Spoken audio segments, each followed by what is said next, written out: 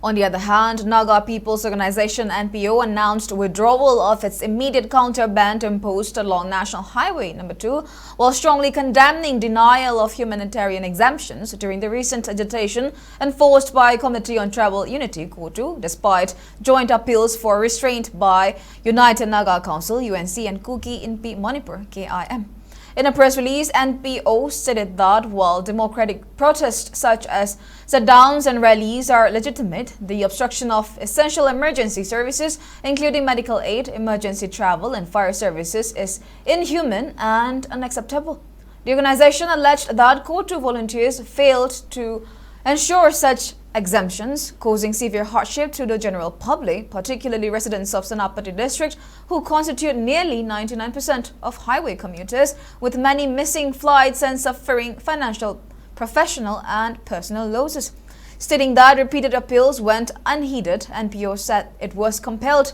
to initiate counter-agitation to safeguard public safety and dignity, but reiterated that no cause can justify endangering lives or targeting any community, and therefore withdrew the counter-agitation on humanitarian grounds in the interest of social harmony and public peace.